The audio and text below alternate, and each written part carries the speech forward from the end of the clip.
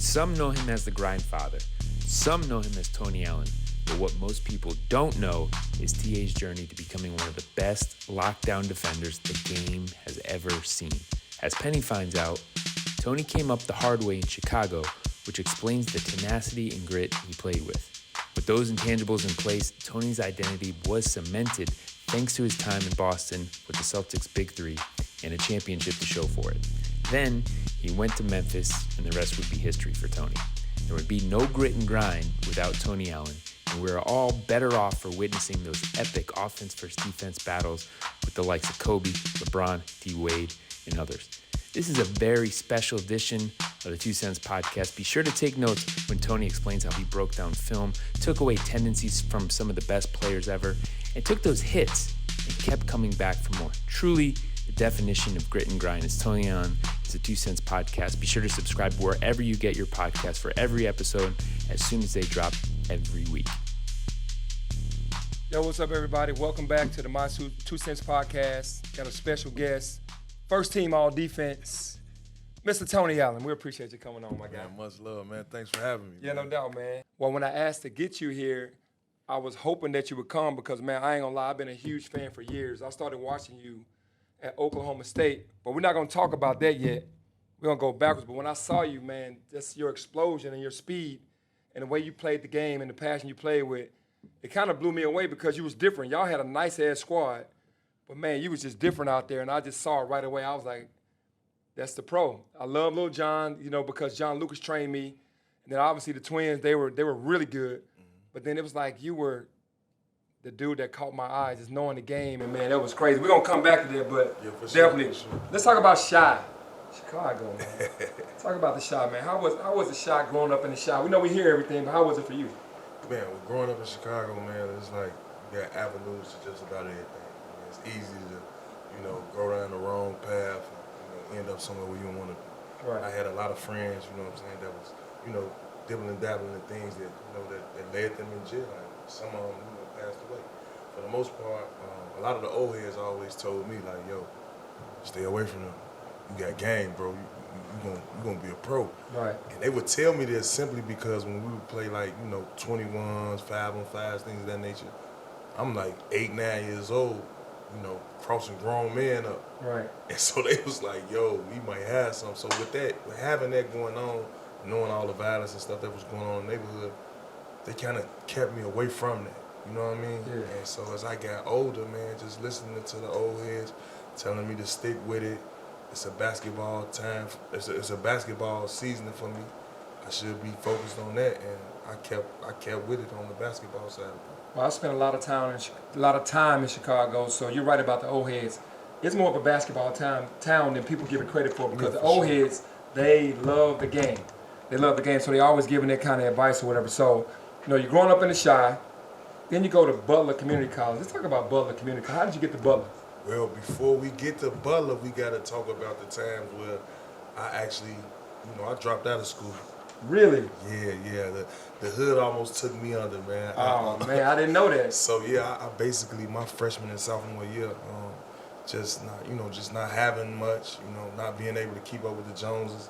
I chose to drop out and start hanging with some cats that that was leading me down the wrong path, and I ended up dropping out. But it was one day. I'm not sure if you're familiar with the program. Yeah, for sure. The program, IIT Yeah, program. for sure. We got a program in Chicago called the IIT program.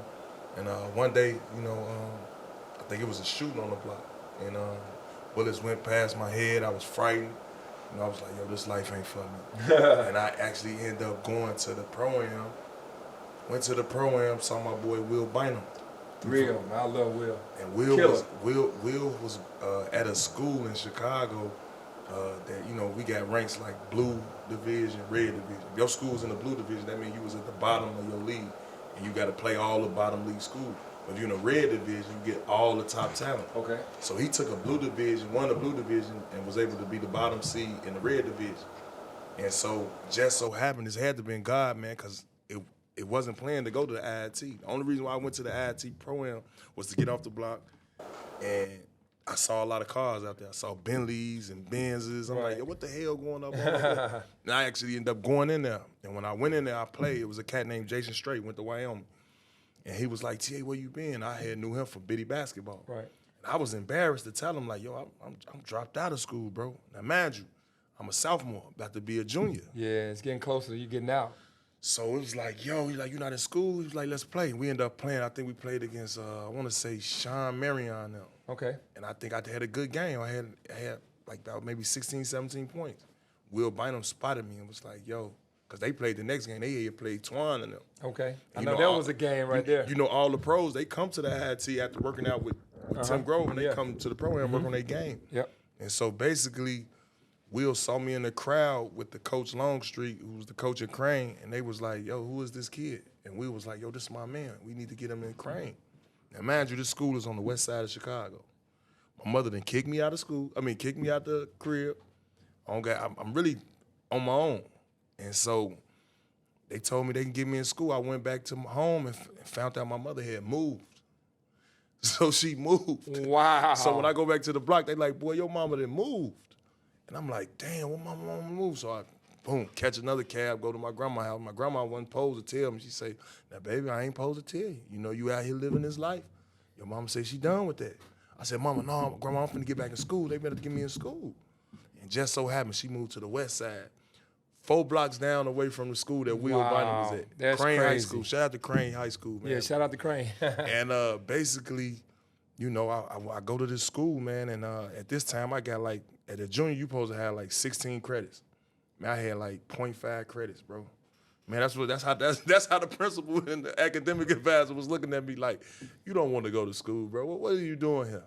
So then Will Bynum, you know, he made this promise to come in a meeting. You know, he's like, no, we need him. Boy, get back to class. And so what ended up happening was the football coach came in there. And mind you, they in the blue division too. This finna trip you out. So he was like, no, we could use him. Mind you, I got 0.5 credits. So what they did was to get me back eligible, I had to go, school started at 7. I had to come there and get there at 6 in the morning. You feel what I'm saying? Yeah. From 6 a.m. to 7 a.m. before this class out. School ended at 2:30. I had to stay from 2:30 to 3:45. See what I'm saying? Yeah, to make up. I had to make up. So what ended up happening was, within that year, I'm playing football for a team ineligible. Hey, look, I'm catching touchdowns. I'm like Moss. So I'm going to the paper every day. I'm trying to figure out, like, damn, why my name not in the paper? I'm looking in the paper. Guess what the name in there is? What? Edward Jenkins. I'm like, who the hell is Edward Jenkins, coach? They like, be quiet. Right. And I was wondering, it made sense because every time I was on the field, it was like, yo, keep your helmet on. Don't take your helmet off. So I couldn't ever take my helmet off when I was tired. That is crazy story. So it was like, okay, I'm starting to get it. Okay, I ain't supposed to be out here. But we end up getting out of the blue division. You get what I'm saying? So Yeah. now when you get to the red division, you got scouts coming to the game. You got news reporters coming to the game. It ain't no playing that end. Right. And so the next year, I ended up quitting the team, and they was mad. And I ended up dedicating everything to basketball. Right. And so I played my senior year. And when I played my senior year, I think I averaged like about 15 points a game. You know, I was all right. And when I got out of that my senior year, this when I knew my past had caught up with me. Because when I got out of school, after I finished that season, I went back to Coach Longstreet, and I'm like, yo, what schools you got for me? And he was like, yo, we don't got no schools for you. And I'm like, what? He was like, yeah, but what we was thinking was we got this prep school, and at the time, bro, I don't know if you know, like back then, prep school wasn't sexy as it was now. Right, no You feel doubt. me? Back No then, doubt. if you went to prep school, it's like, bro, you dumb as hell. Like, you get what I'm saying? Right, for sure. So I was like, man, I ain't going no damn prep school. So I dipped, and I'm talking about, I was kind of upset at my coach. I'm talking about, it took me a good 18 years just to forgive him, bro. You know what I'm saying? Just because he ain't had no school for me. You know? Wow. Mind you, I'm looking at my boy Will Bynum. I'm talking about he got all type of Arizona shorts. He got every school you can name of people trying to get him to come to their school. Yeah. And he was a junior. He was a year behind me. And so I'm like, damn, I was kind of a little in my feelings or whatnot. But I don't know, something made me, when that summer hit, bro, I went right back to the pro-am. Bro. And I had a cat named James Peters. He was supposed to do the Leon Smith thing, go out of high school. Yeah. He was tall, athletic, big, what have you. And he ended up being too old to stay in school. He was like 20 years old. Wow. And he told me that at the pro-am he was about to play. Same scenario, like, yo, what you about to do, TA? I'm like, I'm finna hoop. He's like, you wanna hoop? I hooped. And we played. I think we played against Quentin Richardson in this time. And, you know, I killed. I mean, I had like maybe 25 this time. You feel what I'm saying? And he was telling me what school he was at. I'm like, yo, what school you go to? He's like, I go to El Dorado Butler Community. He said, I go to school in El Dorado called Butler Community College, Kansas. I said, word? He was like, yo, don't even trip. We go downstairs, shower, whatnot. And he called the coach right there on the spot and was like, yo, I got a guard for you. Now, mind you, I'm 18 years old now, bro. I don't got no knowledge of how the airport look like. I'm foreign to the airport. I ain't never been to an airport. Right. Man, I missed about 2-3 flights getting down there to this JUCO, man. But I ended up eventually getting down there, man. Next day I had to play. We played 5-on-5. Some of the players who was down there, they got like a scrimmage going. I remember it being a Jamaican cat. I remember it being a cat from New Orleans. He had goals in his mouth. And it was me. Man, when I tell you I'm out there putting on my best Penny Hardaway, I'm giving them my best Allen Iverson. I'm talking about this is my last shot at it.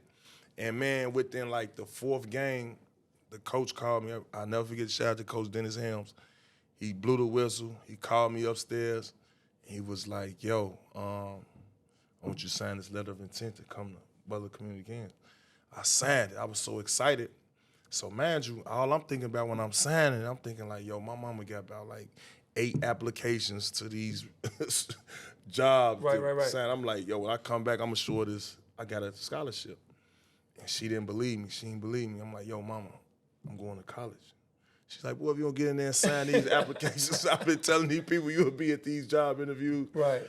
And just so happened, man, I went there, man. I averaged like 16, 17 points a game. I was freshman of the year.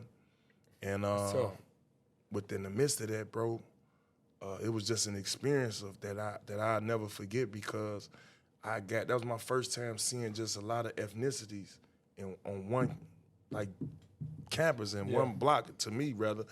And I was like, damn. But, you know, shit happens to where, you know, I couldn't stay there too long, because after I got freshman of the year, you know, me, I'm from the crib, I kick back. I had kick back. I'm like, man, I'm finna blaze one or whatever. So I'm in my room, I got the candles lit, you know, I got the incense burning. You know what I mean? Yeah. And shit, they was coming to present me with my freshman of the year award. And I'm like, damn, I'm thinking this my homeboy who finna come here and play. I'm like, this motherfucker late. I done already fired up. So I'm like, he fucking up the shit. So when I opened the door, it's the athletic director trying to congratulate me and was like, yo, here you go. And then he looking at it. I'm like, I'm trying to come out the room now. I'm like, oh yeah, thank you, appreciate it. I'm high as a kite, man. And sure enough, man, that when I had to go to class the next day, they got me out the classroom and said, come take a piss test. I ended up failing the piss test, man. Before you know it, by the time I got back to when I got out of my last class, I came back. Now on the dorm it say no smoking, no drinking. If you caught doing any of that, you will be immediately evicted. Yeah. Man, I came back, man, they got my flat screen TVs. I got about 15 pair of Jordans, all my clothes, just my radio just sitting in front of the dorm, bro. I had to figure it out right then and there. Wow. It was a learning experience, Kim. That's crazy. So you went from there to Wabash Valley? Yeah, Wabash Valley. Now, how was that? Now, going to Wabash Valley, at this time, Wabash Valley, before I got there, they had won the National Junior College. It's like, y'all got the NCAA, right? Yep. They got the NJCAA. Yeah. They won the NJCAA, and they had a cat there named Antoine Barber. Okay. He was the tournament MVP from last year. Now, this year specifically, it kind of surprised me, because I thought that he probably would have went pro, because in this time, you had the first junior college cats in the wild that had went pro. I think that they might be the first junior college cats to go pro. Quintel Woods, Yep. Kedrick Brown, right? Mm-hmm. And it could have been Antoine Barber because they had him in the draft. And so when I got there and I'm seeing his name on the mock draft, I had learned about the mock draft. I'm online now. I'm looking at mock draft stuff, and they got his name like number 17. So it was instantly right in my mind because I got there early in the summer. Before the season started, I got to test my game to see where I'm at. If they think he a pro, right, this is my litmus test right here. I'm going against him every day. Yep. And just so happened, he stayed back, man. He didn't go into the draft, and that was just my time to just, measure myself and, take the NBA mindset serious. Like, I'm going to be in here at night when they not in. I'm going to get in here early. I'm going to go in the weight room where everybody playing PlayStation and kicking it. I'm going to be in here trying to work on my game. And when it's time to hoop, I'm going to show him, like I'm better than him because he's number 17 right now. Right. And that was just my motivation. He probably don't even know this till this day. But we ended up going there, and we went back to the NJCAA tournament. We lost in the Final Four. I averaged like 22 points a game. But throughout that whole year, man, he had all the schools coming. I ain't had no schools coming to see me. It was just like everybody was coming to see him. He hadn't signed yet. And I just remember this one bald head guy with the orange on. He just kept coming to the games, just looking at me, like just trying to eye contact me. Because at that time, coaches couldn't say nothing to the players or whatnot. And so I'm looking, I'm like, why the hell he keep looking at me? He winking at me. He keep grabbing the emblem, doing like this. Like, I'm like, what the hell? What's wrong with this man? But he was consistent. While all the schools was coming, and then my boy Antoine Barber, he signed with Kentucky. Okay. So when he signed with Kentucky, he kept coming. You know what I'm saying? Yeah. He's a good friend of mine. I can say his name, Glenn Cyprian. Yep. And I know Sip. Yeah, shout out to Sip, man. Shout out to Sip. And Sip came to all the games, man. So, by the time the season was over, that was just a time for me to be like picking the school. I had Arizona State, Creighton, Cincinnati, West Virginia, and Oklahoma State. And I was like, when I looked at the list, I'm like, damn, that was just really like kind of exciting to me because I was like, damn, man, when I was in high school, I ain't had nobody looking at me. Right. You know what I'm saying? So it was like, damn, so that's what this feel like. And I chose to go on that visit, man. As soon as I went on that visit, they showed me a good time, and I had looked at their schedule. They had like maybe 7 ESPN games, and then we was trying to reach a milestone for Coach Eddie Sutton. Rest in peace, Eddie Sutton. Yeah, rest in peace, Coach Sutton. And when I got in front of Coach Sutton, that was my last thing in deciding to sign. I asked him, I sat down, I asked him, looking dead in his eye, I say, Coach, if I come here, am I gonna be able to go to the league? He leaned back. He said, well, Tony, if you listen to everything I say and do everything I need you to do on defensive end, I don't see why not. Mind you, it's a senior there that started. I gotta beat somebody out. Man, give me the paper. I'm signing, Coach. You said that it's cool. Right. I ain't look at, am I about to come play? You gonna give me some minutes? I'm gonna come in and earn these minutes. I ain't tripping. And so just so happened, bro. Man, I got there and I beat out a senior.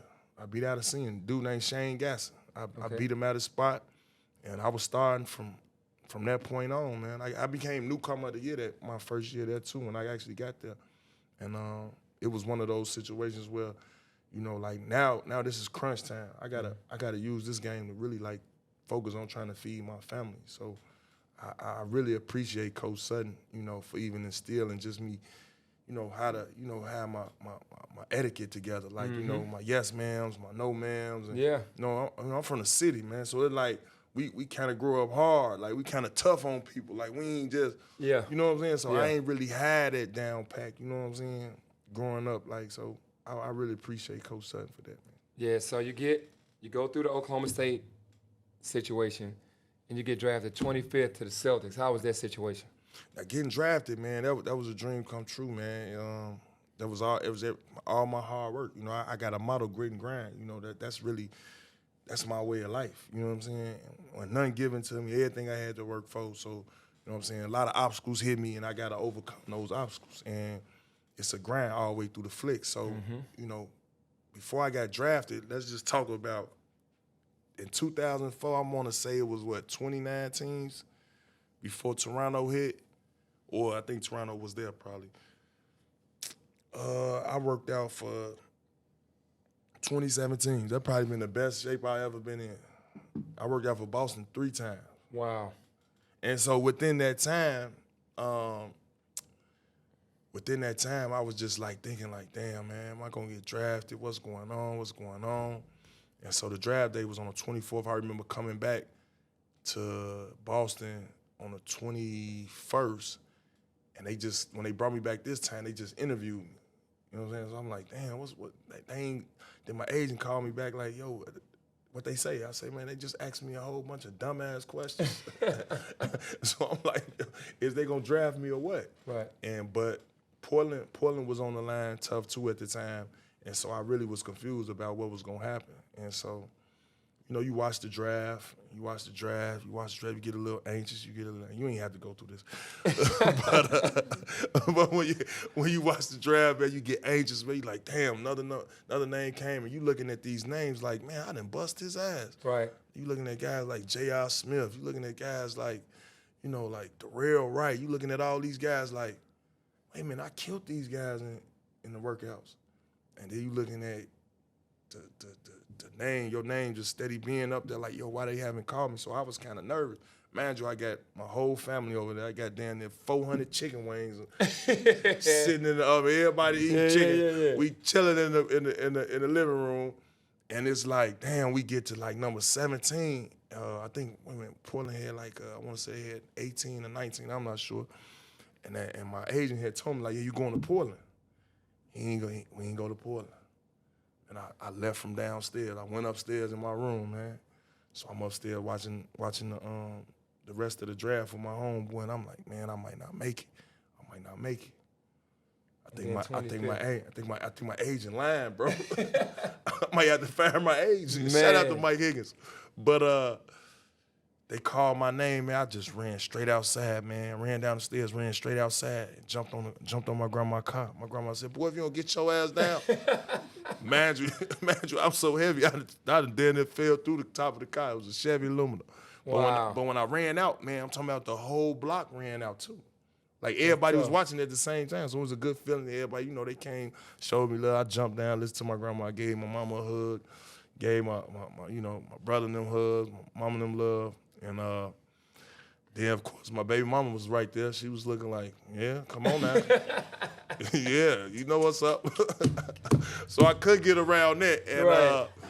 That was that, man. And shout out to my baby girl, Etikia. And, man, it was one of those situations, man, where like a dream come true. I finally did it. But, shit, that was just the start of the journey, man. You know, they had been telling me, everywhere I was going, I remember Sam Mission telling me this. I had worked out for Charlotte one time. He was telling me, you know, young fella, you got game, young fella. Because when I went to Charlotte, I had to play him in my workout. Sam Mitchell. So I bust his ass. He was like, all right now, young fella, you don't be talking no junk. You want to get drafted? I'm like, yeah. But he was like, yo, he's like, you going to get there. And he was like, I don't know if we're going to draft you or whatnot. And he was just like, you know, the hard part is now. You know what I'm saying? It's easy. Well, he wouldn't say it's easy. It's hard getting there, but it's even harder to stay. Mm-hmm. And so that always stuck in my mind, you know what I'm saying, before getting drafted. And, and that was the thing, though.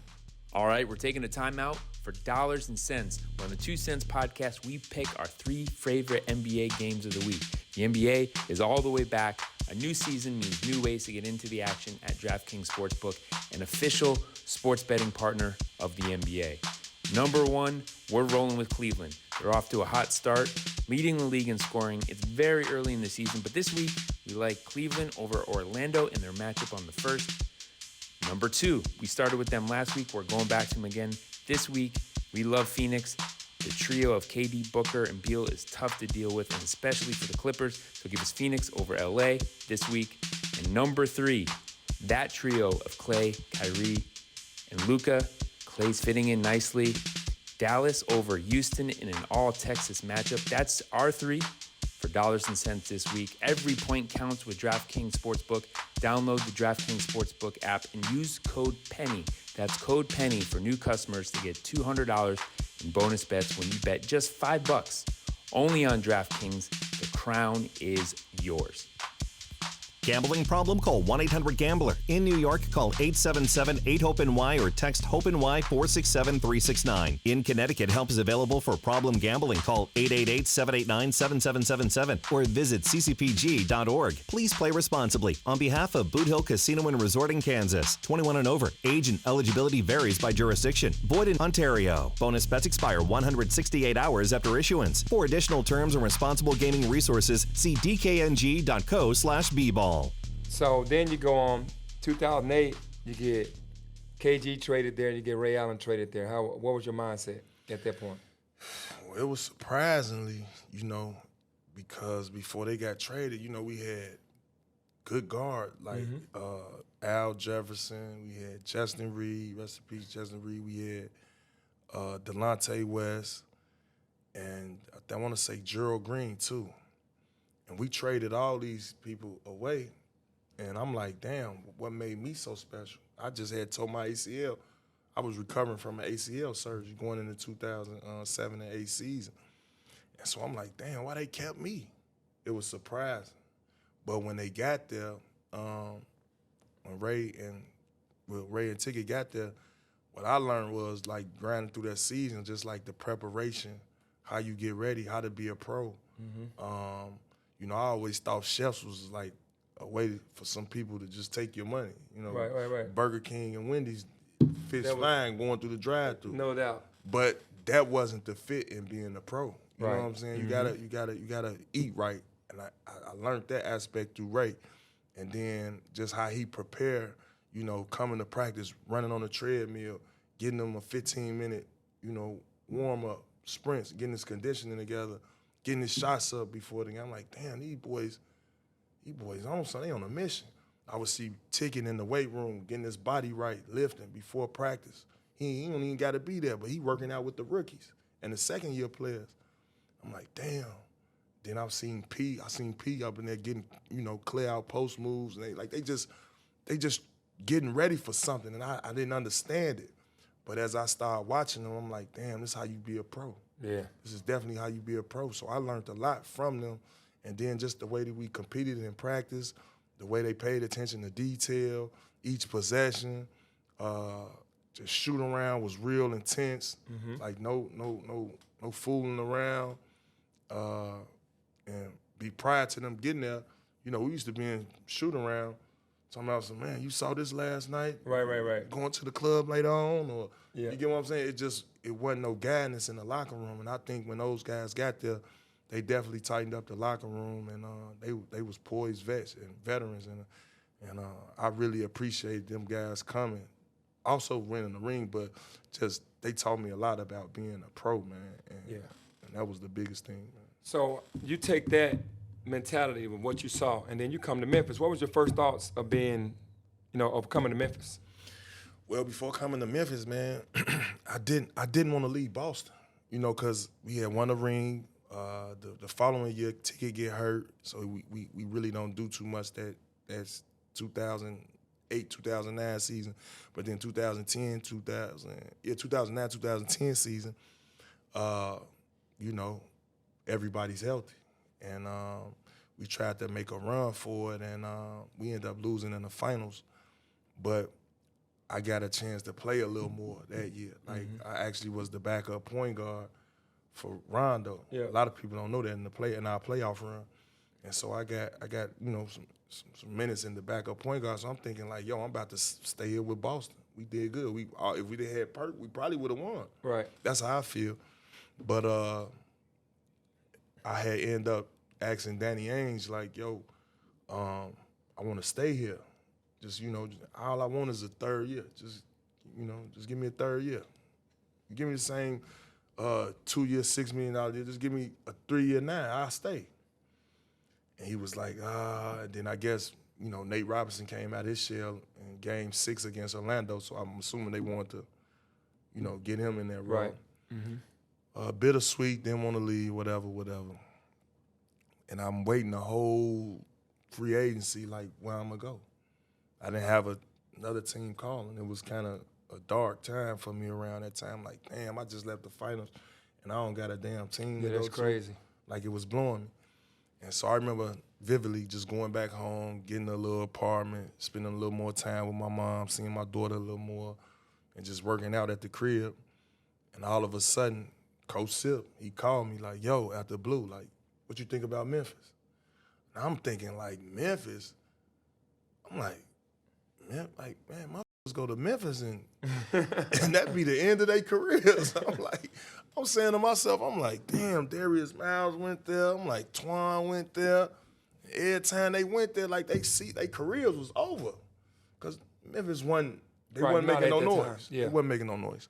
And so, and then I started thinking, I'm like, damn, I need this bread. I need to go over here and just make my impact. The bosses don't want me, I'm going to show they head. And just so happened, Chris Wallace called me right after SIP, and he was like, hey, Tony, how you doing? I'm like, what's up? He was like, I want to get you down to Memphis. I love everything you did, and you know how he sound. No, yeah, no doubt. Hey, Tony. I'm like, and then he had one question. He was like, I don't mind signing you, but I just want to know, can you and Zebo play on the same team? Because you guys are two different affiliations. I'm like, what? I'm like, wait a minute. I said, wait a minute, did you really just ask me that, man? I said, hell no, man. I said, me and Zebo cool. Trust me, I love Zebo, man. Let me get down there. And so I get down there, and just so happened when I got down here, the day I signed the day before I signed, I had to come down and take a physical. Then I signed after the physical. But the day when I signed, it was rest in peace, Renz. Right. It was his funeral. Yeah. And I came, boom, went to the funeral, and I met Zebo. Boom, showed my respects to the family. Yeah. And I met Zebo. We was actually in the same suite. And I was like, man, Chris Wallace was thinking we couldn't play together. And Zebo at that time, he looked like he was in shape, like he'd been working out all summer. Right. I'm like, I thought he was gonna be a little pudgy. I'm thinking, Zebo looking fit. I'm like, he's like, yeah, bro, I've been working out all year, bro. He's like, yeah, I made All-Star last year. He's like, yeah, we gonna make some noise this year. And I'm like, okay. So now I gotta go back home and get on my shit. Right. Because he ready. Yeah. And so just so happened, I just took it to the notion of like, damn, we got Rudy, we got Mike Conley, we got Mark. I'm looking at the team, I'm comparing the team. I'm like, damn, we might could win the ship. This what's going on in my mind. Right. I'm thinking like, Zebo, you average 20 and 10 like Tiggy. You just as good in the power forward position. I'm looking at Mike Conley like, shit, you see the floor just as good as Rondo and you can shoot it. I'm like, yeah, you got it like that. I'm like, we might be good. Then obviously I got Mark over Perk as being Big Spain. Yeah, no doubt. Big You know Spain. what I'm saying? I'm like, yo, we might have a shot at this. And so for me, I always thought of it like, if I could be the guy sticking like cats late in the fourth quarter, where, guys kind of overpower our guards at the time. That's what Chris Wallace was telling me. Like, they overpower our guards. Yeah. And I'm like, that's my role, the glue guy. I wanna sign up for that job. So ain't too many people signing up to go out there and compete and play the prolific guys. You know what I'm saying? So sure. I felt that was a lane for me here, and I would with pride. No doubt. And the city love you for that, man. That was your connection to the city. To me, when you wore that badge, they was like, man, Tony Allen and Zebo, them our dudes, because y'all just played the game with that chip on y'all shoulder, like, I'm gonna do what other people not gonna do. And that era of the Grizzlies, how did that define you after the whole Celtics little deal? How did that era with the Grizzlies just define you think? Oh, man. Alongside with just, I felt like I kind of got out of the shadow of, Ray Allen and Paul Pierce. Mm-hmm. And, you know what I'm saying? I thought, it defined me in the point of, I took the model of grit and grind, and the city embraced it. And I always thank Grizz Nation for just, accepting me for being me. You know what I'm saying? Mm-hmm. I never was a fancy type kind of player. I wasn't your highlight reel. But one thing for sure, two for certain, I gave you 110%. And they know that. And the city accepted that. And with it being a blue collar town. You know what I'm saying? People that they work for theirs out here in Memphis, and I love it. And hell, some people even when they see me in the street, they be like, "What's up, little North Memphis?" and so once I found out what that was, I'm like, okay. Yeah, that's just respect. That's respect up here in Memphis. So I said, okay, cool. And just, I don't know, man, the Southern hospitality, the food, everything, man, it felt like I made this a home, man. Like I say, man, this probably was alongside winning the championship, this was the best part of my career in being in Memphis. Now, you think the mentality of grit and grind is a lost art in today's game? Like, when you watch the guys now, the grit and grind. Mm-hmm. I mean, we're not trying to kill the young fellas, but the grit and grind mentality. You think that's a lost art? Yeah, for sure. I mean, you look at some of these games, man, it's ridiculous. You see a game 155 to 137, you thinking you in an all-star game. What that clearly tells me, ain't nobody paying attention to the defensive end of the ball. Back then, it used to be a mid pick and roll. The wings used to get a chance to chuck the big before he go down. Yeah. You could tag to get back to the shooter. Yeah. Now it's like, okay, cool. We came and touched the roller. So which means there's going to be more lobs. Yeah. There's going to be more set shot threes because you got to get them some type of presence on the road, right. And it's hard for you to get out to the three when guys are, shooting at a 45% clip. Yeah. You could barely touch guys on the drive. When you played, it was a handshake. Man. So I could just imagine how hard it was to even try to get to the rack. Yeah. You feel what I'm saying? You had to have that bag. And I think that's what you did, Killer. When you having them handles and that's that jerky. It kind of shook the lead. They weren't ready for that. They were not in my height. And so now you fast forward to where guys playing like this, where they can't use their hands at all, or not even an arm bar with the era I played in. And you probably have average 40 in this type of league, man. You get what I'm saying? Yeah, no doubt. So I just think nobody's is taking that sense of urgency on the defensive end. Everybody's looking for ways to score and ways to shoot threes. It's like, ever since Steph Curry and came through and Clay and those guys and Dame and those guys and came through and, they done shook the league, which is good. Yeah. I like where it went, but I think we far gone from, the grit and grind and getting it out the mud type basketball. The grinded, throw it in the high lows and, play inside-out basketball. I think we far from that. I think it might come back because Jokic did win a championship that way. Yeah. He just wasn't low block, he was high block. Yeah. You get what I'm saying? Yeah, so for sure. And then I think the Minnesota Timberwolves tried to play a little bit of it, but it's a copy me league. But as far as getting back to that, 85, 87 type game of basketball, I think we far from that. So being a lockdown defender, that's one of the hardest jobs ever in the league, trying to be a lockdown defender. I don't care. You say people go out there and score 30. Yeah, guys can get enough shot attempts to get 30, get fouled. But be a lockdown defender. What made you get in the mindset? Because I just said, you know what, I'm just going to be that guy to take that challenge. So I always credit my boy Paul Pierce for this. Every day when I was in Boston, he used to always be like, yo, let's play ones. And that was his way of getting ready for the game. And I used to take it personally, you know what I'm saying? I'm from Chicago, man, and we in our pro-am games, they cleared out on you. Yeah. If you can't get 2-3 stops, they gonna keep going that way at you. So it was like I always took that pride, and getting a chance to play against Paul every day, I'm looking at it like, damn, they calling you the truth, bro. I got to see where I'm at with the truth. And if I could defend the truth, I could defend just about anybody in the league. And so it had came a time when we actually won the championship. They brought in James Posey. Shout out to James Posey. I learned a lot from James Posey as well, too. Bet. And his whole thing was watching that film. He watched film like a mug, bro. I'm talking about he'd go to the video editing guys and say, you know what? I need all his moves in the post. I need all his moves in transition. You know what I'm saying? And he was the glue guy then. You know what I'm saying? He had to stick the LeBrons, the Vince Carters, all the prolific guys. And my locker was right next to his. And I used to always wonder why he used to be so quiet and keyed in. But he was preparing. And I kind of took that page out of his book too. But as when he left in 2010, I had to presume that role. And I remember one day Pete telling me, because they brought Mike Finley in, they brought Marquise Daniels in, and I guess these guys was there to fulfill the role. And he told me, like, you want to get on the court? You want to play this year? You want to be part of this run? Just got to outwork them up. And I did that. So I keyed in on every possession, keyed in and shoot around, start doing how they do it, approaching how they approach it, focusing in. And shit, when I got to Memphis, it was like Chris Wallace actually told me, like, how you want to fit. I see you fitting in.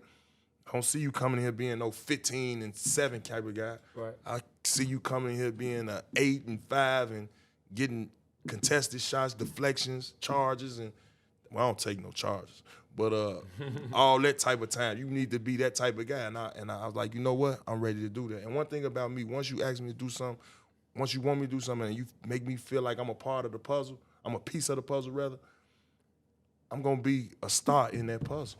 You're going to see me shine in that puzzle. And I'm going to go in there and give you 110%. That's how I always been. You feel what I'm saying? Yeah.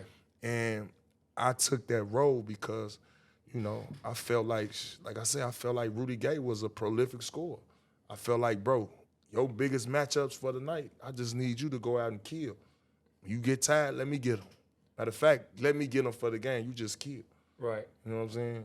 And that's just how I took that approach. The battles with Kobe, DWade. I mean, Kobe, rest in peace. Yeah, rest in He peace, talked Mom. about, like, you were the toughest defender to guard him. What did you watch film on Kobe, DWade, Bron, and say, hey, man, this is what I'm going to jab him, I'm going to crowd him, I'm going to give him space because they don't like space? Was you going through that whole process, or were you just saying, I'm going to watch enough film where I just got a feel for what I need to do anyway?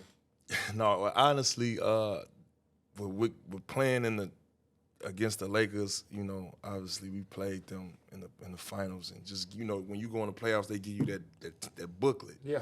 Back then it was CDs. You'll get a CD, you got to put that DVD in, you got to watch it, and I would just watch his moves because I was like, damn, if I get a chance to stick him, which Posey got majority of those minutes to stick him, and I end up doing the same thing in 10, but I just watched all his moves, like what he liked going right.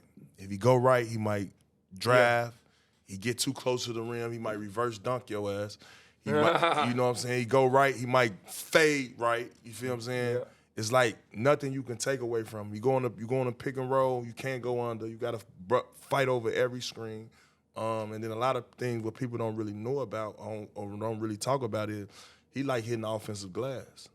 Like, you got to box Kobe out. He be quick to throw that elbow in your back and get a rebound and put it back up and probably dunk on your ass. And so I said, you know what? Well, I can't just stop him, but I'm going to make it hard on everything that he do. They do this triangle offense. I know this coming to him. So when it's time for him to flash to the elbow to get in the triangle, I'm going to deny that. My best defense for him is going to be Not letting him get it. not let him get it. You get what I'm saying? And if I do let him get it, I'm forcing him left. He going to have to just take off on me because he could do too much going right. And so his whole thing was when he catch it and I, you know, get in my stand and force him to his left hand, he would reject going left and go to the right. You know what I'm saying? And try to get his pull-up off. So now I'm confused now. He done got the pull-up off now. Now he going to do the same thing, but now he going to head fake this time. Yeah. Okay, I ain't going for the head fake this time. Now he going to drive to the right. Now he going to fade going right. You get what I'm saying? Yeah. He just had so many attributes to his game that I said, you know what? I'm going to just live with the contest, man. If I could contest all his shots, we'll see where it fall. And I get discouraged neither because, I mean, you know, Kobe could go for like 6, 7 in a row. No doubt. And it's like some guys would just be like, hey, come on, switch. We can switch. You know, you get back to that huddle, you whispering to somebody like, hey, yeah, you get him this time. Yeah. No, man, I want all that smoke, man. Come on with it. And he said that I'm the best defender, but between me and you, bro, we never had a conversation. Like, I never said nothing to Kobe. He never said nothing to me. That was respect. The only time he ever said something to me, man, was when his last game in LA. I think we played him the last time in LA, and he said, yo, bro, I appreciate all the battles. He was like, man, he said in my ear, you one of the toughest defenders I ever played against. And he was like, if not the toughest, he was like, but I got something for you. I think I asked him for the jersey. I was like, let me get the jersey. He like, no, I got something better for you. I'm gonna send it to you. And he signed the shoes, them Kobe's, and he said, Tony Allen, the best defender I ever faced. And when I got him, I damn near teared up. I'm like, damn, this man really think that of me? I couldn't believe it. And it's crazy because at that time I was trying to, start doing my branding thing with the Grand 9 Academy as far as my defensive camp.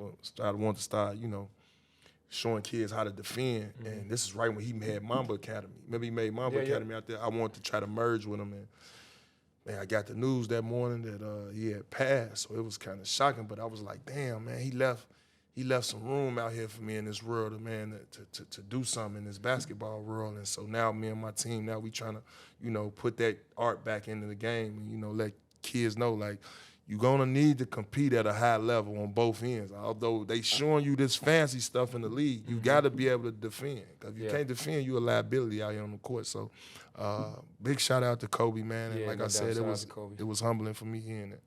Yeah, but no, man, I just overall throughout the whole, I didn't know a lot of, what happened at Butler Community College or Wabash, or you even dropping out. Obviously, when you're born and raised in Chicago, you can choose either side. You know what I mean? Sure. Or you can have both. You can try to do both. It's going to be hard as hell, but you know how that is. And to be able to go through all of that, make it to Oklahoma State, get drafted by the Celtics, be able to play with three greats. Yep. And, Rondo, you can make that a fourth great. I'm just saying. Sure. Definitely a great one. I mean, a great. To win a championship and then to come to Memphis, man, and do for our city what you did, you and Zebo are always going to be merged together because y'all were that era. And, man, just as a basketball player, I always say, man, I wish I could have played with Tony Allen because you made the game look so fun because you took the pressure off. Yeah. You just went out there every single night and did whatever you had to do, brother. And from me to you, I appreciate you. Respect the game. What's next for you right now? Well, right now, me and my boy Zach Randolph, we done teamed up. We trying to get in the podcast real like yourself. You definitely an inspiration.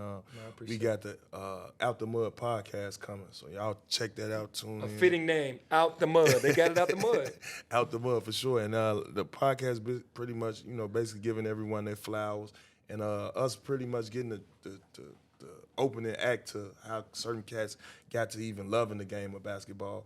What was some of the routes they took in getting here. And not too many make it, you know what I mean? But it's definitely a journey, and that's what we want to, broadcast, Cat's journey. Hey, man, tune in. Out the Mud podcast, Zebo and First Team All Defense. Peace.